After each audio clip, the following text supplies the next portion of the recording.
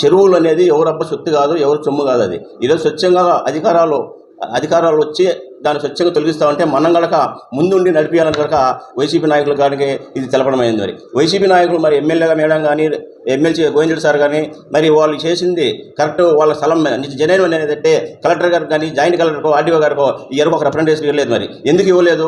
అది చెరువు పూర్వం కాబట్టి దానికి హక్కు లేదు కాబట్టి మనం ఇవ్వలేదు. మరి రితీష్ రెడ్డి అన్న అధికారులను మీరు పగలగొట్టిన కుర్చీలో కూర్చోండి లేకపోతే లేదు అనేది వాళ్ళు నిన్న ప్రెస్ మీటింగ్లో చెప్పినారు. రితీష్ రెడ్డి అన్నకు ఏం సంబంధం?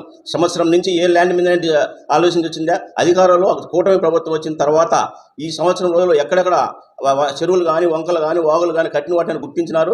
వాటిని ఒకటి చేస్తున్నారు. అదే తెలుగుదేశం వాళ్ళు కూడా ఉన్నదని మీరు ఎవరైనా ఏళ్ళు చూపిండి మేము దగ్గరుండి కుట్టించడానికి కూడా మేము సిద్ధంగా ఉన్నాం. ఈరోజు మీరు అదే మాదిరి మీరు వైసీపీ వాళ్ళు కూడా మా ఉన్నాయని మేము చూపిస్తాం. మీరు వచ్చి నిదర్శనంగా వచ్చి కొట్టించుకుంటారా?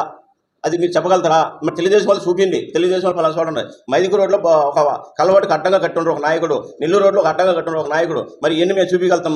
మరి మీరు కూడా చూపిండి. తెలుగుదేశం వాళ్ళు కనుక ఇక్కడ కట్టుండరని ఈరోజు ఎన్జిఓ కాలనీలో రోడ్డు ఆక్రమణలో కట్టినారని మున్సిపల్ కమిషనర్ దాన్ని పగలగొట్టిన మరి స్వచ్ఛంగా అది రిసీవ్ చేయడం ఆర్డర్ వేయలేదా? ఏ దానికి అవినీతికి కానీ ఇంకోటి పాల్పడే క్వశ్చనే లేదు. కూటమి ప్రభుత్వం గతం అనేది తెలుగుదేశం పార్టీ అవినీతికి కానీ ఇంకోటి పడుతుందో విజయమ్మ కుటుంబం అనేది ఎవరిని ప్రోత్సహించదు, ఒకరిని కచ్చి సాధింపు చర్యలు కాదని లేదు. ఈ రోజు ఈ కూటమి ప్రభుత్వం వచ్చిన తర్వాత ఈరోజు పథకాలు కానీ పింఛను కానీ తల్లి వందనం కానీ ఎన్నో పథకాలతో అభివృద్ధితో ముందుకు సాగుతూ ఉంది. కాబట్టి ఇలాంటి విమర్శలకు ఎవరు ఇలా భయపడేది కానీ భయపడే లేరు. కాబట్టి వాళ్ళ ఆత్మను వాళ్ళని పరిశీలించుకొని మేము రాత్రి కొట్టింది తప్పు అనేటట్టయితే ఎమ్మెల్సీ గోవిందరెడ్డి సార్ కానీ సుధా మేడం కానీ కలెక్టర్ గారికి పిటిషన్ ఇవ్వని చెప్పండి. తెలియదు.